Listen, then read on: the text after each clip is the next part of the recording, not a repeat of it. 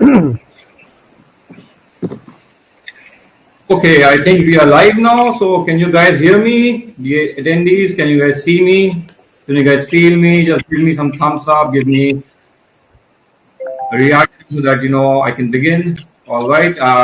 All right. Yes. All right. Okay. So, hello, hi, good evening.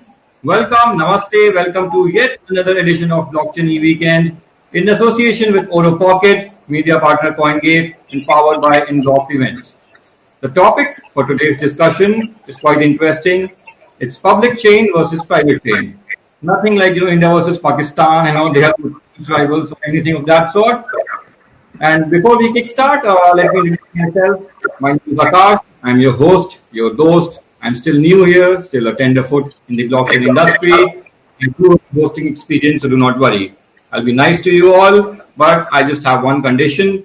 Please do a few things which I ask for in between because I've got the power. Like the crack of the whip, I snap attack front to back in this thing called rap. Heard that song? No worries if you haven't heard.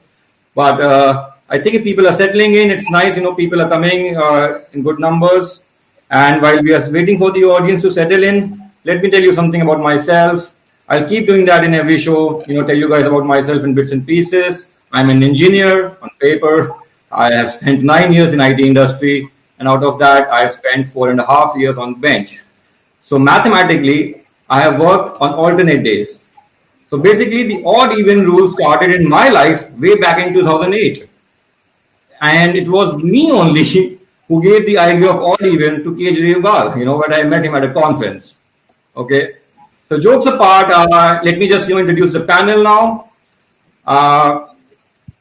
We have Gokul Alex. Gokul, you can say hi to your audience. Gokul is Chief Innovation Officer at Pathion Labs. Next up, we have Shikha Mehra. Shikha Mehra is co-founder of Mainchain Research and Consulting. You can say hi to the audience, Shikha. Hello, everyone. Next up, we have Ravi Chandrasekharan. Ravi is a practice partner at Wipro Technologies.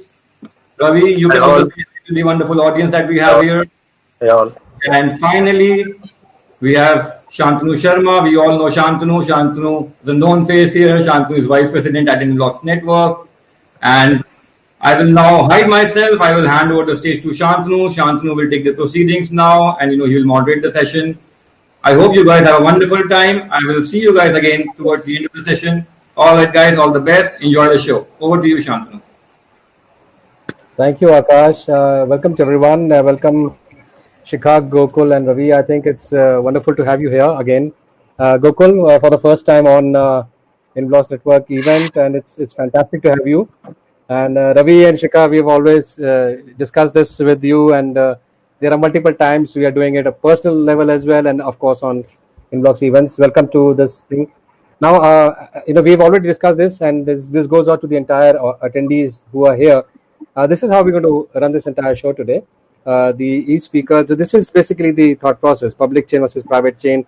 It has been an eternal debate all throughout. Okay, what is good, what is bad, and there are some people who are public chain or decentralization maximalists, and there are some people who believe that no, we should do things without crypto, and our way of decentralization is good through DLT and all that. So this is a debate which has continued for a very long time, and the speakers who I have with me today are proponents for a very long time. They understand this deep. So what we will do is we will give 5 to 10 minutes each. We would love to have your perspectives on this thought process of public chain versus private chain. Give your thoughts about it. And then, of course, in the meantime, let's do a proper brainstorming. Let's do a discussion. Let's get into some lively debate if required, okay, or arguments if need be. And let the questions keep on flowing from the attendees. I'm sure you have a lot of questions. We will get into impromptu questioning at any point in time. All right. I would like to hand over this entire thing to Gokul first, you. And please, the stage is yours. Please give your perspectives on this topic or this theme that you have in mind. Thank you very much. Thank you so much, Shantanu. I've been following your Hard Fork series and all the evangelism and the community events of Inblocks. I really admire your passion for this ecosystem, and I really salute all the members of Inblocks events to bring all of us together in such a very relevant topic Thanks, in man. this time. Thank you. So please let me share my viewpoints on the discussion debate on private chain versus public chain. As we have seen in the last 10 years, there has been a lot of innovations in the world of distributed computing and decentralization thanks to blockchain technology. On one side, we have seen really good work on cryptography and consensus algorithms. So, to name a few, we can say that continuously Ethereum Foundation, Bitcoin, and others like Tezos, and new entrants like Algorand, Eternity, they have done a lot of contributions to the world in terms of new consensus algorithms, new security protocols, new contributions in cryptography. And other side, when you look at the pioneers like R3, along with their Corda protocol, and Linux Foundation with the Hyperledger, and others like JP Morgan coming up with Quorum, they have done really good engineering work in terms of the concurrency, making the distributed ledgers stable. So I would like to say the contribution on public chains and private chains has been phenomenal. But beyond classifying them into public chains and private chain, I would like to term that all these platforms are trying to take this technology to the next level. That's the contribution. Be it, I can't demean the work that R3 Coda is doing in terms of trying to bring stability to distributed ledger. But the problem comes in two fronts. One, on the business of things. Second, on the end user experience. Third, in terms of the democracy, or in terms of the ability for users, the end users, to voice their opinions and say this is right and this is wrong. This is where the problem. On the engineering side, I salute the work from everyone.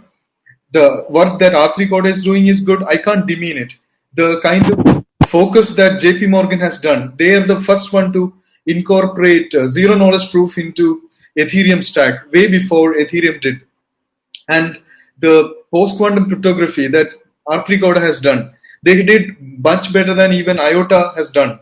So in terms of that, their work has been phenomenally good. But my question, is there a role for end users to voice their opinion and say, we want something better from Hyperledger Foundation?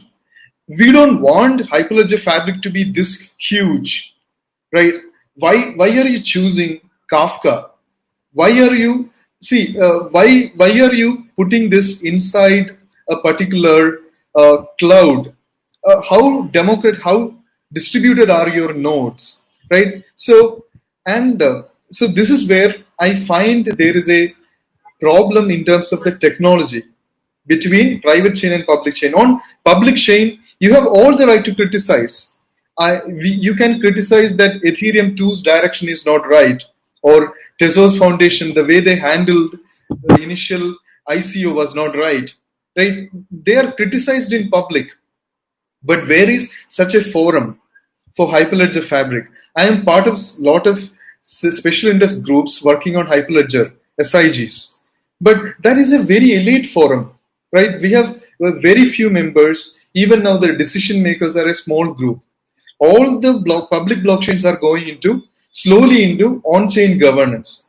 Even though some of them have advanced a lot, some of them like Bitcoin and Ethereum, they're too large and their on-chain governance is slowly coming up. But others like Tezos and Eternity have, to a great extent, adopted on-chain governance, especially Tezos and Definity. They have been very good. But where is such on-chain governance possible in R3 Coda, Hyperledger, Fabric, or Quorum, right?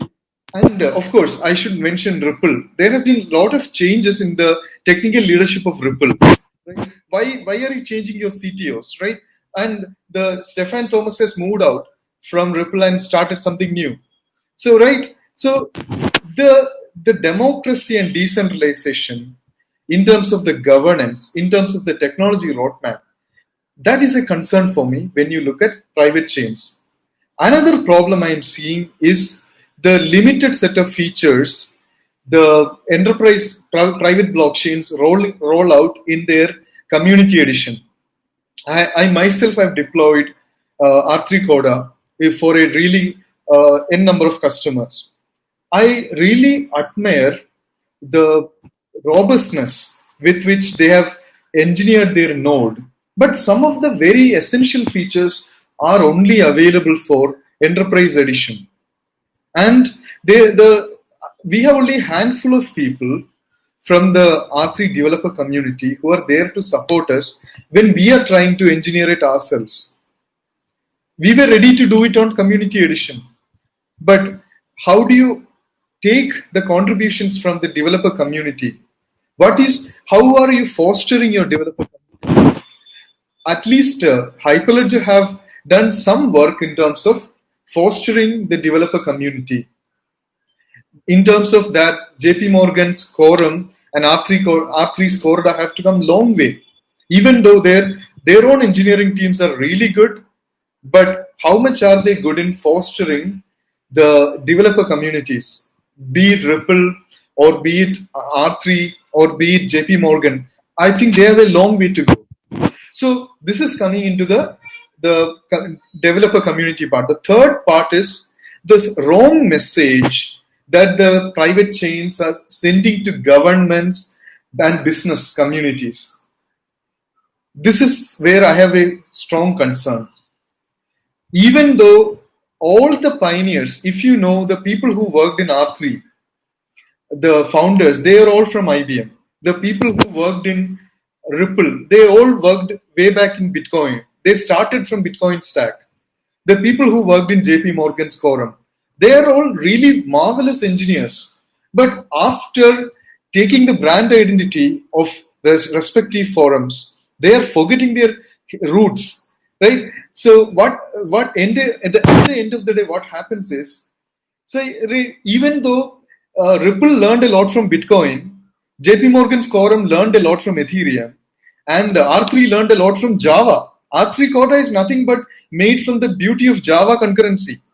They really forget that, and then they just try to create islands of excellence. This is where I have a problem. And the result of it, right, when somebody take up R3 Corda or JP Morgan's Quorum or Hyperledger Fabric, I mean the implementers tend to believe that they are taking a commodity software. And this is just like Microsoft Windows operating system.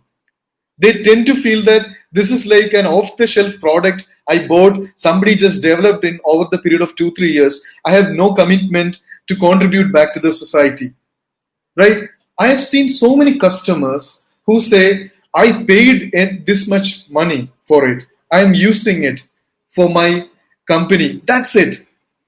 Chapter is over. I have no commitment to the society, right?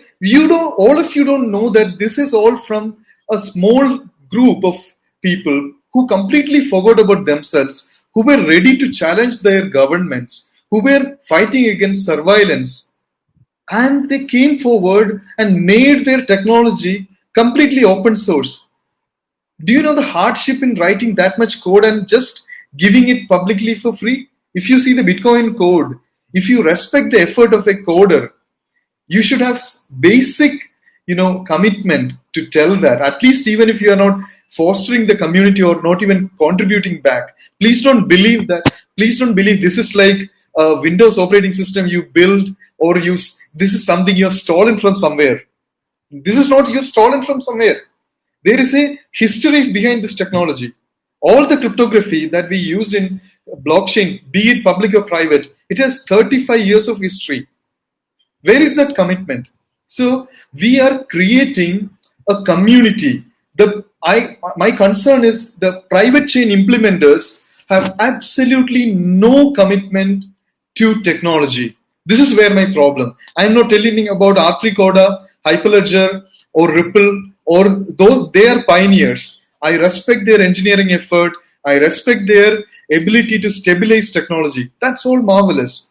But the people who are implementing it, be it some selected governments or be it some selected companies, they are really sending a wrong message to ecosystem. And some of them are using it to the extent of telling that this is a technology you can use to, protect your data and keep your data away from the citizens, use it as isolated distributed databases. Some of the people even say that blockchain technology can be used to track digital identity, trace the history of identity, right? This, in the hand of a few people, blockchain technology is going to become surveillance technology. The moment this is getting integrated as a standalone stack, if some people use just for the sake of using technology, if they use zero knowledge proof along with digital identity, if they use privacy technology with very obtrusive technology, it will end up becoming a surveillance technology. It becomes the strong antithesis of whatever the cypherpunks, whatever the crypto anarchists have dreamt for, lived for. This is where the problem. So we have to create standards. We have to have a good forum wherein we evaluate the implementations. We evaluate and critically review the implementation and tell which is a correct implementation and which is not a correct implementation. That has to be there in the public forum. There should be public criticism of each and every implementation. No one should go scot-free if they use blockchain as a surveillance technology. This is where the concern. So I would like to share my point here. Then I can add my points further on in the debate. Sure. Okay. Thank you, Gokul. Brilliant. Actually, I was very struck with the idea that if we keep on building something like blockchain in the form of an island, then we're not able to really contribute to the society, which is fantastic. I think it's brilliant thought process, and yeah, this is going to be a debate. I think if somebody says comes up front, and we're open to anyone from the audience as well. If you believe that Gokul is wrong, please raise your hand, and we'll bring you on, and we'll see clash of two titans. You never know. So thank you very much, Gokul. We will of course come back to you again when we do a continuous discussion on things. I have a few questions in mind. I'm sure one question is already there in the crowd as well. So next up, Shikha. Shikha, please, the stage is yours. We would love to hear from you on your perspectives of this particular theme, and what do you have to say about it? Please, all yours, ma'am.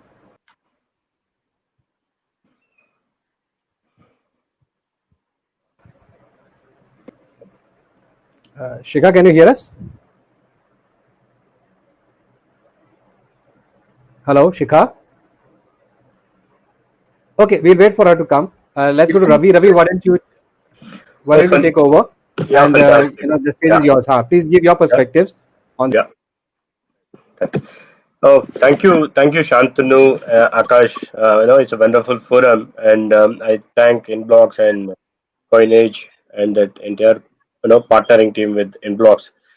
Bringing this kind of platform, and I can be a part of this discussion. It's overwhelming, right?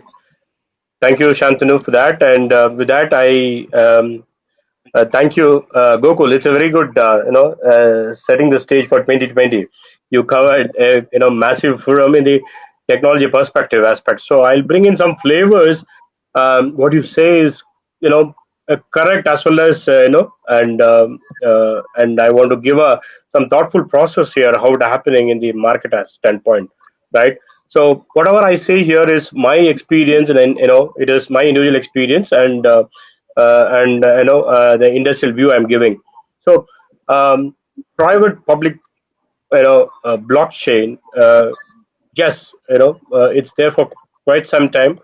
It's evolved in a different fashion, and the reason for last 4 years I could see that, other than cryptocurrency, when it comes to private blockchain specifically in the enterprises world, that everybody is looking for when the rubber touch the road, means revenue is a kind of a dream, which we if you ask me, it's a bit far away. Another 1.5 year or 2 years from now maybe the option which we can think through.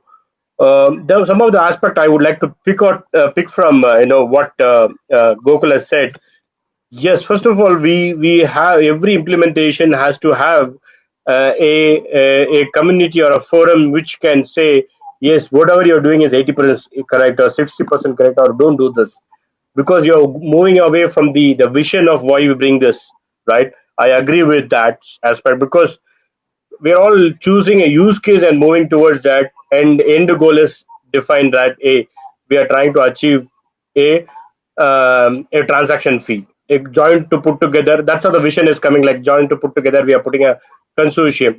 We are trying to address the industry problem, but it is a next 2 years, 3 years. After that, what is that? No, once you mature, that group matures. What is the plan for the next stage, right? How you bring the other set of I would just want to say consortium. So consortium is for what, right? So private permission blockchain, you're putting a network for yourself, right? And you are saying we are going to solve the industry problem. But when you say industry problem, it is for that network which you built around, right? One can be a network partner with the consortium, business governance consortium. Others is other set of people, right? Maybe a supply chain provider, a service provider, and his ecosystem partner, plus his end customer coming onto that set of nodes. What they are trying to achieve. There are n number of other systems partners to come on board. Is it a visioned one? A network is a visioned one, or you'll have a clusters of so much of too many consortium coming in, right? I definitely agree. In technology and business standpoint, as well as in the consortium standpoint, we should be very foolproof to getting a standardized, standards to come into play. Try to understand, is there a consortium existing? For example, I would suggest, like to say, export import federation is already there. Then try to understand their set of problems into that space, and bring a standards within that, or refer to a standard which is available to that. Then form a consortium network, right? And then you try to understand what are you going to solve in that use cases, right? So the first and foremost, you have your, everybody is getting into today. Yeah, we have a consortium. We are starting this. We have a digital identity, KYC program, and then these are the process functionality, right? One is digitally integrating to a set of IoTs devices which monitors, location. I'm giving a location based, which is available with this plain IoTs today. What are you trying to solve in that space? Okay, I'm giving you a net worth of bringing the transaction cost. You know, are the system available? Are the standards you adhered? It is as par, and the vision for that network. It's all still in debate, still in evolve. And while you creating your end goal is another perspective is you're trying to vision out and say, bringing the entire cost benefit analysis and what is the monetization model. So there are two aspects to that, right? End customer, you want to give a goal that transparency, customer experience, and you want to give a optimum cost, or a demand chain based cost analysis. These are the area we still is in discussion and prevailing. We are like it's a walking and doing kind of a thing. But at the same time, when you bring that such things into place, you also see through that the end goal, right? Is it is it a system we can bring a incentivation the system, right? Bringing your network to a value. this is a broader segment to think through. Otherwise, we build a clustered consortium, right? For example, there are various consortium happening as you took, right? R3 Coda, they are very strong in the central bank digital currency standpoint, right? And foremost, there are a lot of central banks want to do central bank digital currency because it's an open up a gate for country-owned digital currency, right? Which is a a lightweight, different cryptocurrency. It will be in futuristic, adhered by or followed by that particular country for system of their transaction and so on and so forth. So this one area itself a big space because it's a countrywide economic of change, right? You're doing towards vernacular. When it comes to another region, the entire gamut of businesses in a different aspect together, right? So for example, if I take B3, I'm not well versed with it, but I'm just mentioning B3 is an insurance consortium, but it is more stronger in European set of way of doing a business in term of consortium privatized business. When it comes to APAC, it is a different aspect to them, right? So they have to tweak that entire flow of consortium model and the operating model and the structure, totally tweak it and bring it to another nature. So it's a difference in the business operating model itself. So these are the aspects we have to think through when you bring in blockchain, private and public, in terms of, because since I brought this cases, um, public permission is is very much moving ahead, right? When you come when you compare with the enterprises or private blockchain, they go in tandem. We'll forget public blockchain for some time because it has its own strength and weakness as well. When it getting into it could be a community model, but it cannot be a revenue yielding model as of today. Maybe it may take a few more years to come into the space, but public permission blockchain with hybrid model, right? No private chains and all that, which can do a community or the society as well as the enterprises, bring in one area of doing interoperability, collaboration, bring that the democratizing the the business aspect, and bring down the value, bring down the total cost of operation and remove the interpretation. This are all you can achieve through this set of combination of private public blockchain. So with this thought process, I just stop here and look forward any more questions around it. Over to Shantanu. Yeah, thank you very much. I truly believe, probably we'll have to start looking at the speed with which, work is happening and where it is happening and whether there is any spread uh, in the community and whether there are any gains. As you said, there has to be some value which the community gets out of it. So is a private blockchain giving that? I'm not sure. I don't believe so. Is the public blockchain giving it? Not yet. So there is a lot to tread still. And I believe Shikha will have some points to make on that front. Shikha, all over to you. Your perspectives on this Thank topic. you, Shan. Thank you. So, as I was listening to everyone before me speak, Gokul, you mentioned the point about, sorry, I had to actually put a timer for myself for 10 minutes to speak, but my time starts now. Okay. Um, Gokul, first to your point about, monetization and this whole, when, of like the great work that is being done and then doesn't get, there's no value, like there's no proper value capture mechanism, right? But I do feel that, so I came across an article by Joel Monegro on fat protocols, right? And he explains the concept of public open source work, right? That investors and founders and developers like yourself can actually monetize, because after all, blockchain technology is nothing else but a coordination mechanism, right? And I would like to talk about actually what blockchain is, and then public versus private is it publicly coordinated or is it privately being coordinated, and what are the pros and cons, right? And what are the trade offs? So for example, Joel Monegro, in his FAT protocol argument, in his thesis, he states over there that investors and founders and developers for the first time can monetize inventing and writing TCP/IP or SMTP or HTTP, right? Now, these are protocols, and these have all been invented like by university professors. They aren't the millionaires and the billionaires. It's the Mark Zuckerbergs and the Jeff Bezos of the world who have written apps on top of these protocols, and monetization has happened at the app level. But with blockchain technology, with Satoshi Nakamoto's white paper that was written in 2008-9, it combined it brought to the forth like cryptography and economic incentives, and there was very clear incentive engineering. And also Vitalik Buterin has spoken about crypto economics, right?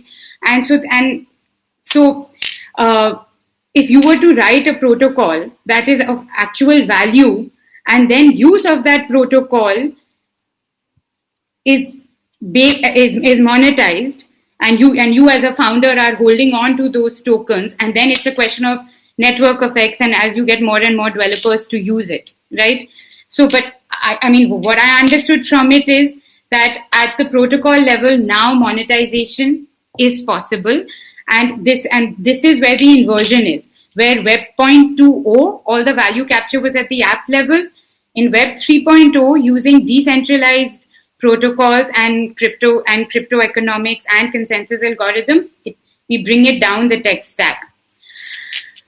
Ravi, as to your point, I think at some point you were saying a lot of business related and very practical aspects of it, and at MainChain we have been making in various presentations and and doing workshops and educating, and we work mostly with business owners and promoters of large companies.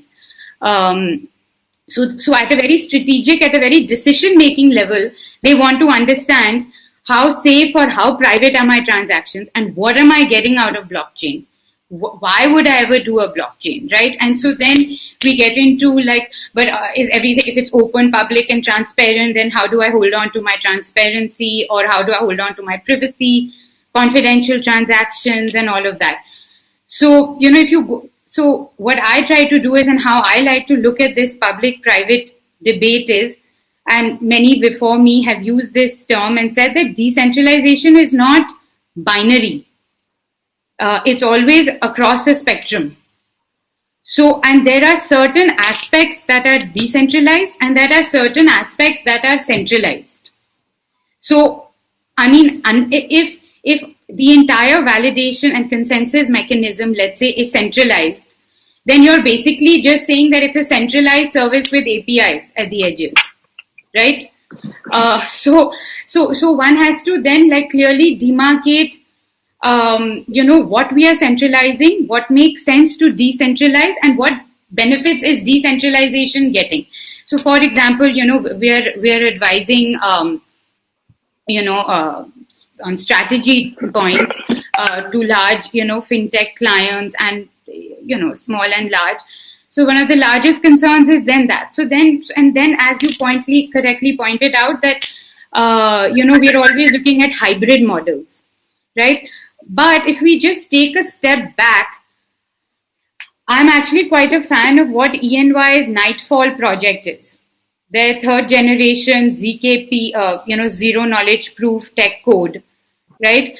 And Paul Brody, who's heading that, he was, I don't know how many years ago, we were co-panelists at a session in Mauritius, and we were both figuring out and understanding blockchain technology at the same time. So, and so now I was reading some of the work that they've been doing. So the Nightfall project, so it's totally catering to having privacy and scalability, but with public verifiability. So their cost of transaction or their scalability is like some $0.05. So I'm like, they've been able to bring down the cost. And Gokul, you probably, if you've studied Quorum in detail and R3 and all of that, if you go look at it, you'll probably, from a technical point of view, understand much more. They do batching, and then they take multiple proofs together, and then they also are obviously using homomorphic encryption techniques so that the logic of the transaction can be verified, but it is all encrypted, so that then anybody can attest to the fact that what they're saying is true, but what is the content of it is not revealed, right? And we of course we all know about zero knowledge proof, but they have a third gen zero knowledge proof, and their project is called Nightfall Project. So initiatives like that. And in the very same article that he had written, he was making the argument that when the IT wave took over, and when TCP/IP became relevant in the world, and it was invented and it burst into public consciousness in 1995 onwards, a lot of the technology innovation was happening within firms. So it was still a very hierarchical way of thinking and of organization, like command and control. Now, blockchain technology is a technology for the market level. It's not at the firm level. So now how decentralized you want to go depends on the various trade-offs that are involved. So I like their approach between balancing the public and private aspect of it. And I was also reading up there various other protocols which are allowing privacy and scalability on public blockchains, because I think that is the biggest concern for that. We don't have enough throughput, we don't have enough scalability, and we don't have enough privacy. Why will we ever use the public blockchain? But the argument is the same when we went from intranet to internet. 20, 30 years ago, companies had only corporate email networks. They only trusted a small distributed computing environment and all trusted nodes or all trusted parties accessing that shared network. So it took some time before we went from intranet to internet. And that's exactly the same thing. I think that it's that walk. You have to do it to go from private permission to private permissionless to, public permissionless, open, transparent chains like public chains, where enterprise, needs and requirements are fully factored into.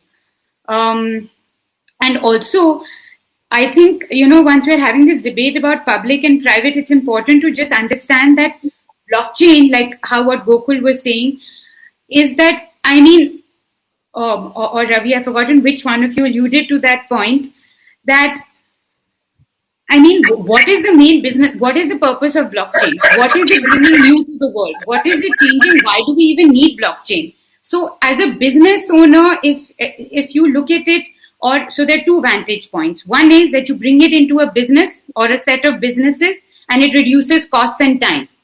And so the order of magnitude of improvement is a couple of orders of magnitude, right? Because it's just a lot more efficient way of operations.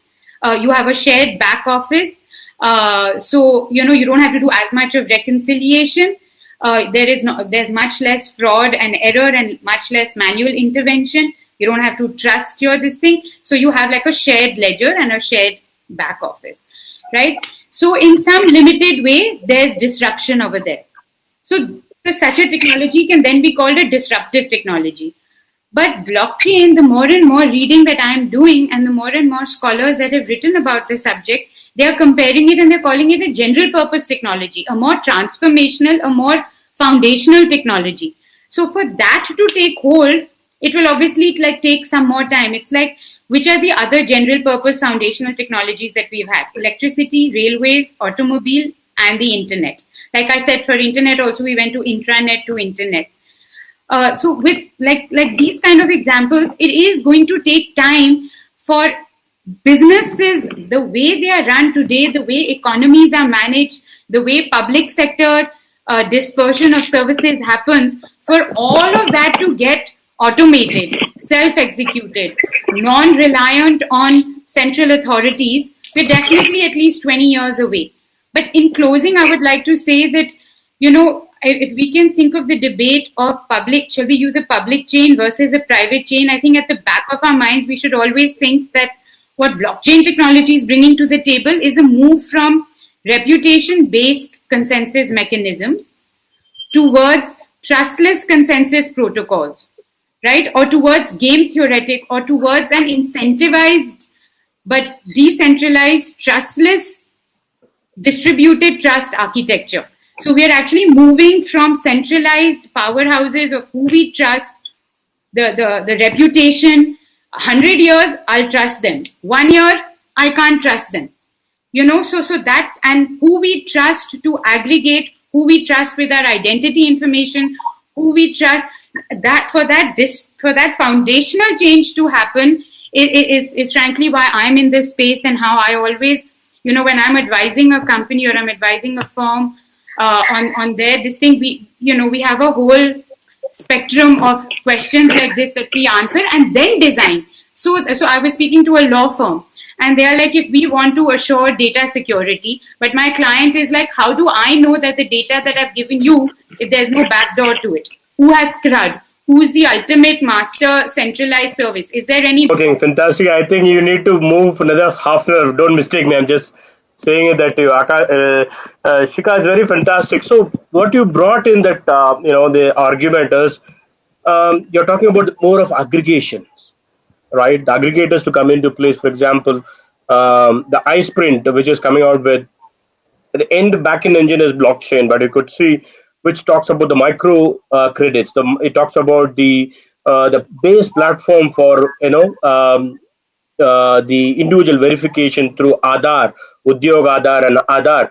Okay, it's for pure play microcredits, micropayments platform, which talks about public-private.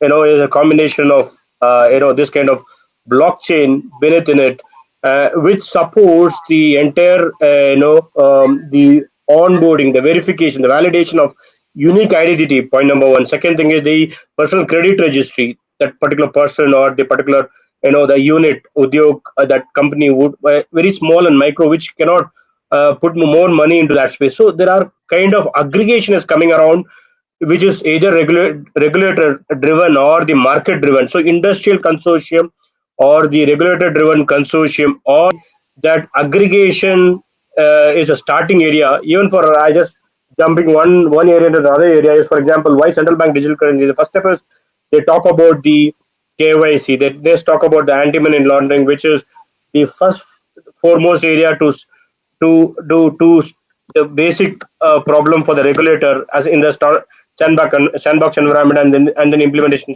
standpoint. So these are the space where aggregators do a major play in it, right? Which will help to further move the consortium or the network to another level, building business apps or the collaboration apps or the transaction systems, right? So it gives a way path to bring in, right, the limelight of getting monetizing the network. So Yeah, here I stop. Yeah.